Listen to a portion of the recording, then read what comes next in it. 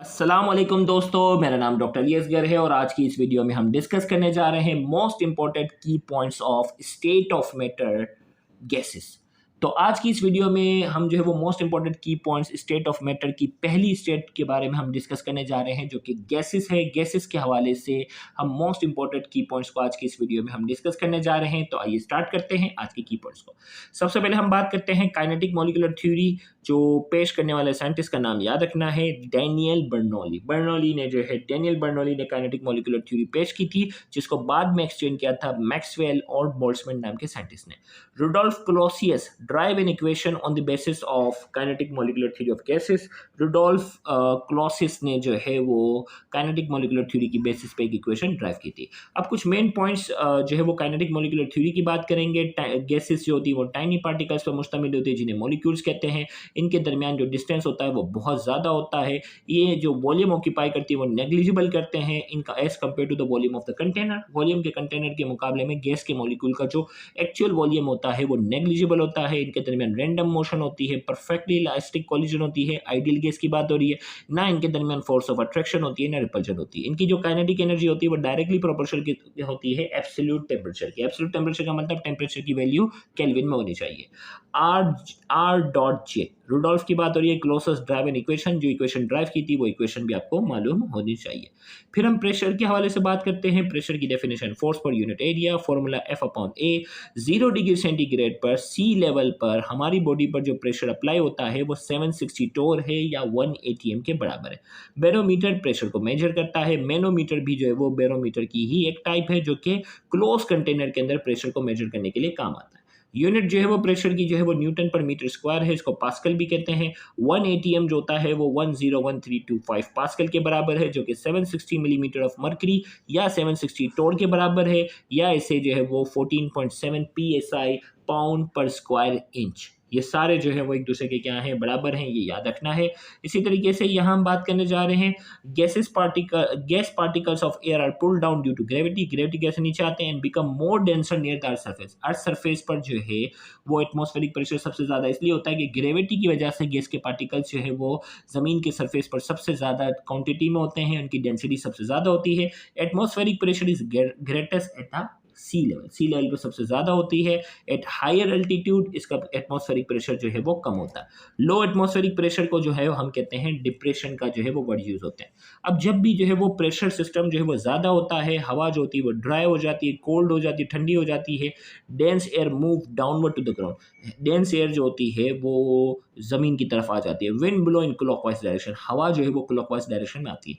जब प्रेशर, हवा का दबाव कम हो जाता है, आप सुनते हो ना न्यूज़ में, हवा का कम दबाव होने की वजह से, तो वो विंड को, हवा को इनवाइट करती है, बादल को बनाती है, प्रेसिपिटेशन बनाती है। डे टाइम जो है वो मॉडरेट टेम्परेचर होता है, नाइट टाइम जो है वो गर्म होता है due to the trap of the solar radiation. Solar radiation trap होने की वजह से, और विंड जो है वो एंटी क्लॉकवाइज डायरेक्शन में क्या करती है, मूव करती है। केल्विन और एब्सोल्यूट स्केल को इंट्रोड्यूस करने वाले साइंटिस्ट का नाम है लॉर्ड केल्विन। फिर इसके बाद हम बात करते हैं चार्ल्स लॉ। चार्ल्स लॉ क्या कहता है कि किसी भी गैस का जो वॉल्यूम होता है वो डायरेक्टली प्रोपोर्शनल होता है एब्सोल्यूट टेम्परेचर के। शर्त है मास और प्रेशर कांस्टेंट होना चाहिए। V अपॉन T जो है वो K के बराबर, ये इसकी इक्वेशन है। Volume of given mass of a gas increases और decreases by 1 upon 273 times of its original value at 0 degree centigrade for every degree rise and fall temperature of at a given pressure. भाई pressure अगर रखोगे तो किसी भी gas का जो volume होता है वो कितने टाइम्स बढ़ता है, 1 अपॉन 273 टाइम्स इसके ओरिजिनल वॉल्यूम। 0 डिग्री सेंटीग्रेड पर अगर रखोगे ना, तो 0 डिग्री सेंटीग्रेड पर जब टेम्परेचर बढ़ाते जाओगे तो 1 अपॉन 273 टाइम्स जो है वो हर डिग्री बढ़ाने पे उसका टेम्परेचर जो है वो क्या होगा, तब्दील होगा। फिर इसके बाद जो है वो यहाँ बॉयल्स लॉ से पहले एब्सोल्यूट जीरो की बात करते हैं। वो टेम्परेचर जिस पर आइडियल गैस का वॉल्यूम जो है वो जीरो हो जाता है उसे एब्सोल्यूट जीरो कहते हैं। इसका फॉर्मूला केल्विन और सेंटीग्रेड को कन्वर्ट करने का फॉर्मूला याद रखना है। चार्ल्स लॉ की इक्वेशन एक याद रखना, न्यूमेरिकल के लिए V1 अपॉन T1 बराबर V2 अपॉन T2। ये इसका ग्राफ आपने जो है वो याद रखना है। -273 डिग्री सेंटीग्रेड से जो है वो ये ग्राफ शुरू होता है और ये इस तरह लीनियर डायरेक्शन में जाएगा। बॉयल्स लॉ की अगर हम बात करते हैं, वॉल्यूम और प्रेशर के दरमियान इनवर्स रिलेशन है, मास कांस्टेंट टेम्परेचर कांस्टेंट, और इसकी equation PV equal to constant product of pressure और वॉल्यूम कांस्टेंट के बराबर होता है। और इसकी इक्वेशन जब हम ड्राइव करते हैं P1 V1 बराबर होता है P2 V2 के। एवोगैड्रोस लॉ की अगर हम बात करते हैं, under similar condition of temperature and pressure equal volume of all gases contain equal number of mole. Avogadro's law कहता है कि सिमिलर कंडीशन हो टेम्परेचर की और प्रेशर की तो इक्वल वॉल्यूम जो गैस का होगा उनमें नंबर ऑफ मोल्स जो होते हैं वो सबके सेम होते हैं। 1 mole of any gas at STP 0 degree centigrade 1 atm pressure 22.4 dm³ के बराबर है। किसी भी गैस का जो 1 मोल होता है वो STP पर 22.4 dm³ के बराबर होता है और उसमें number of molecule 6.02 exponent 23 molecules होते हैं। एवोगैड्रोस लॉ के मुताबिक वॉल्यूम और नंबर ऑफ मोल के दरमियान डायरेक्ट रिलेशन है। V equal to K constant आ जाता है, V upon N K constant के बराबर है, V1 अपॉन N1 बराबर है V2 अपॉन N2। ये न्यूमेरिकल के लिए इक्वेशन यूज की जाती है। फिर आइडियल गैस इक्वेशन की अगर हम बात करते हैं, ideal gas equation PV equal to NRT कहते हैं। R जनरल गैस कांस्टेंट है, R की वैल्यू अलग अलग यूनिट पे याद रखनी है। जनरल गैस इक्वेशन ये भी होती है जब आप ड्राइव करते हैं P1 V1 अपॉन T1 बराबर है P2 V2 upon T2। R जो जनरल गैस कांस्टेंट है, R की वैल्यू 0.0821 atm dm³ पर मोल पर केल्विन। R की वैल्यू जो है वो SI यूनिट के अंदर है 8.31 जूल पर मोल पर केल्विन। कैलोरी में अगर बात करेंगे तो 1.99 कैलोरी पर मोल पर केल्विन। 1 न्यूटन मीटर बर जूल के बराबर है, 1 कैलोरी बराबर होता है 4.18 जूल के। ये सारी चीज़ें याद रखनी है। Molecular mass of the gas का फॉर्मूला आपने याद रखना है, m बराबर इसी जनरल गैस इक्वेशन से निकाला है MRT अपॉन PV और डेंसिटी का फॉर्मूला भी इसी जनरल गैस इक्वेशन से निकाला है PMR अपॉन T। इसमें m मॉलिक्यूलर मास को शो कर रहा है। फिर इसी तरीके से none of the known gases exactly follow the ideal gas law and called real gases. जितनी भी जो रियल गैसेज हैं वो कंप्लीटली 100% जो है वो आइडियल गैस को जो है वो रूल को फॉलो नहीं करते। अब जो है वो डेविएशन की वजह क्या, deviation of real gas from ideal gas, जब भी प्रेशर जो है वो बहुत ज़्यादा हो, टेम्परेचर जो है वो बहुत कम हो। जब भी प्रेशर जो है वो ज़्यादा हो, टेम्परेचर जो है वो कम होता है तो deviation of real gas from ideal gas. अब देखो यहाँ हमारे पास ये चीज़ों को थोड़ा समझना होगा। प्रेशर ज़्यादा होगा तो गैस के मॉलिक्यूल करीब करीब आ जाएंगे, टेम्परेचर कम होगा तब भी गैस के मॉलिक्यूल क्या होंगे, करीब करीब आ जाएंगे। हमने आइडियल गैस में क्या कहा था कि गैस के मॉलिक्यूल के दरमियान ना कोई फोर्स ऑफ अट्रैक्शन है ना कोई फोर्स ऑफ रिपल्जन है, लेकिन इनके करीब करीब आने की वजह से क्या हो जाता है, करीब करीब आने की वजह से इनके दरमियान अट्रैक्शन या रिपल्जन पैदा हो जाती है। लिहाजा वो रियल गैस और आइडियल गैस के दरमियान जो है वो फर्क आना शुरू हो जाता है। Every gas behave is ideal gas, her gas जो है वो आइडियल गैस की तरह बिहेव करेगी। शर्त है कि प्रेशर कम हो और टेम्परेचर क्या हो, ज़्यादा हो, ताकि वो दूर दूर हो, उनके दरमियान फोर्स ऑफ अट्रैक्शन और रिपल्जन क्या हो, कम हो। तो इस रियल गैस और आइडियल गैस के दरमियान डिफरेंसेस को कम करने के लिए हमने यहाँ एक क्वांटिटी को इंट्रोड्यूस किया है, वो Z है। Z शो करता है compressibility factor.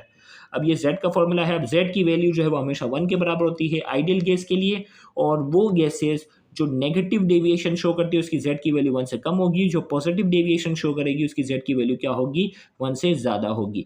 All gases reach Z equal to 1 when the pressure approaches to 0। जब एक्सटर्नल प्रेशर जो है वो 0 के आसपास आ जाएगा तो Z की वैल्यू 1 के बराबर हो जाती है। All gases tend to act like ideal gas at very low pressure. तमाम गैसेज आइडियल गैस की तरह बिहेव करती है बहुत कम प्रेशर पर। The extent of deviation of real gases from ideality is based on pressure, temperature and nature of gases.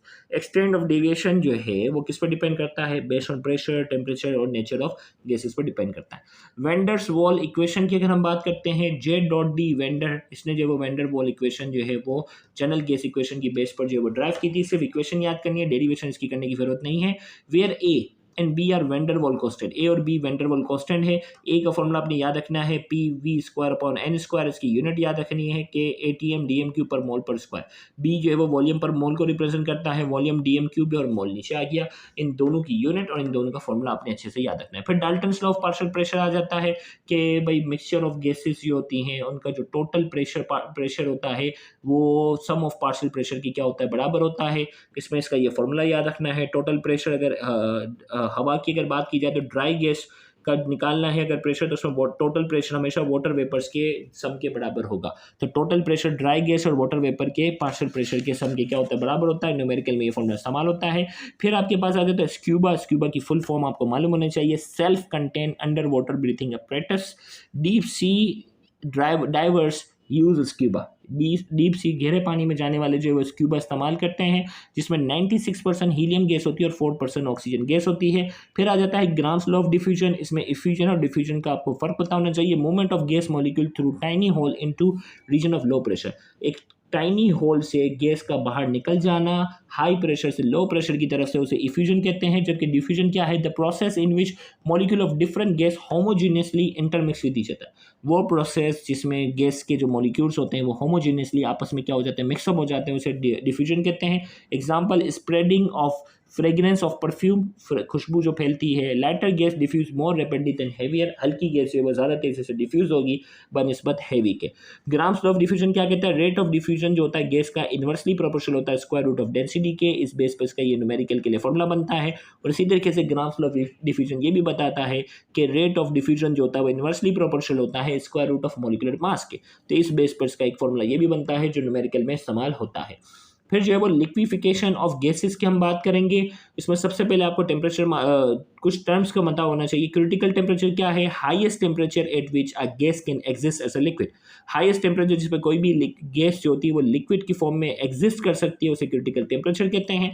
Critical pressure क्या है? The pressure which is required at critical temperature to convert a gas into liquid. वो pressure जो critical temperature पर gas को liquid में convert कर सके उसे क्रिटिकल प्रेशर कहते हैं। क्रिटिकल वॉल्यूम क्या है? Eight critical temperature and pressure the volume of 1 mole of a gas. Critical temperature पर क्रिटिकल प्रेशर पर गैस का जो 1 मोल होता है उसे क्रिटिकल वॉल्यूम कहते हैं। फिर आपको एलएनजी की फुल फॉर्म मालूम होनी चाहिए, लिक्विड नेचुरल गैस। एलपीजी की फुल फॉर्म मालूम होनी चाहिए, लिक्विड पेट्रोलियम गैस। इन दोनों में जो फर्क क्या है कि लिक्विड नेचुरल गैस के अंदर क्या है? Mainly consist of methane gas. इसमें मेनली जो है वो मीथेन गैस होती है। अब जो है वो यहाँ डिफरेंट गैसेस के क्रिटिकल टेम्परेचर और क्रिटिकल प्रेशर दिए हुए, ये आपने याद करने की कोशिश करनी है। तो इसी तरीके से यहाँ हमारे पास जो है वो क्रिटिकल टेम्परेचर ऑक्सीजन का, अमोनिया का, नाइट्रोजन का, आर्गोन का, फ्रियोन गैस का आपके सामने है, और क्रिटिकल प्रेशर आपके पास इन तमाम के दिए हुए हैं। अगर आप याद कर सकते हैं वेल एंड गुड। अगर आपको लग रहा है कि इतनी मेहनत के बाद भी मैं इसको फाइनल तक याद नहीं कर सकता तो उसको आखिर पे छोड़ दो। फिलहाल इसके आने के चांसेस कम है, बहुत मुश्किल तरह का पेपर बन गया तो इस तरह की चीज़ें जो है वो आ सकती हैं।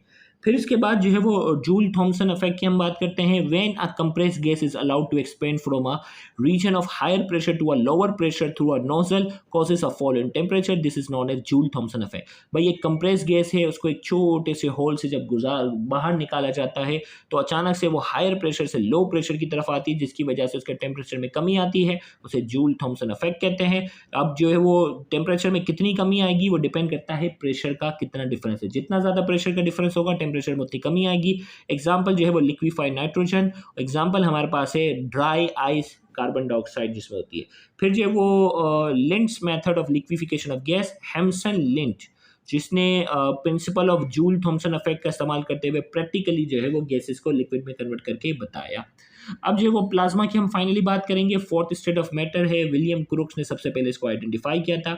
इरविंग लैंगम्यूर ने जो है वो सबसे पहले प्लाज्मा का वर्ड यूज किया था। 99% हमारी विजिबल यूनिवर्स की जितनी भी चीज़ें हैं उसमें प्लाज्मा मौजूद होता है।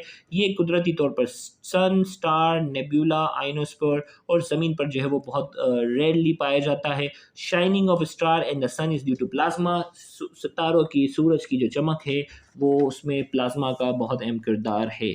On Earth, it is found in lightning, bolts, flame, welding arc, fluorescence light. ज़मीन पर जो हमें इन चीज़ों में पाई जाती है। प्लाज्मा दर हकीकत है क्या? Mixture of positive ions, electrons, unionised molecules and atom is known as plasma. ये दर हकीकत मिक्सचर होता है जिसमें positive ions, electrons, unionised molecules और एटम पाए जाते हैं, उसे प्लाज्मा कहते हैं। प्लाज्मा गैस को जब 10K यानी 10,000 से लेकर 1 लाख केल्विन तक जब गर्म किया जाता है तो गैस प्लाज्मा में कन्वर्ट होती है।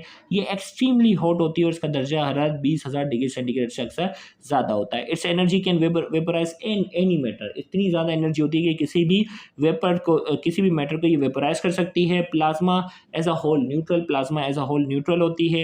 Respond to electric and magnetic field, क्योंकि इसमें पॉजिटिव और नेगेटिव इलेक्ट्रॉन, नेगेटिव चार्जेस वाले पार्टिकल्स होते हैं, इसीलिए इलेक्ट्रिक और मैग्नेटिक फील्ड को रेस्पॉन्ड करती है। Neither definite shape and volume, gas की तरह ना इसकी पर्टिकुलर शेप है ना वॉल्यूम है। Characteristics glow and discharge tube depending upon the nature of gas. इसकी एक पर्टिकुलर जो है वो एक ग्लो होती है, एक चमक होती है, डिपेंड करता है इसमें कौन सी गैस है। एग्जांपल के तौर पर हाइड्रोजन का कलर जो है वो ग्रीन होता है, ऑक्सीजन रेड होती है, नाइट्रोजन जो होती है उसकी पर्पल ग्लो होती है। यूजेस की अगर हम बात करते हैं, laser lamp, pulse power switches में इस्तेमाल होता है, डायमंड कोटेड फिल्म में इस्तेमाल होता है, रॉकेट प्रोपल्शन में, क्लीनिंग द एनवायरनमेंट में, destroying biological hazards, healing wound processing of semiconductor, sterilization of some medical products, television and computer chips। ये सारे यूजेस आपकी बुक के अंदर लिखे हुए हैं जो हमने यहाँ लिख दिए हैं। उम्मीद करते हैं आज की ये लेक्चर आपके लिए इन्फॉर्मेटिव होगा। Thank you very much. Allah.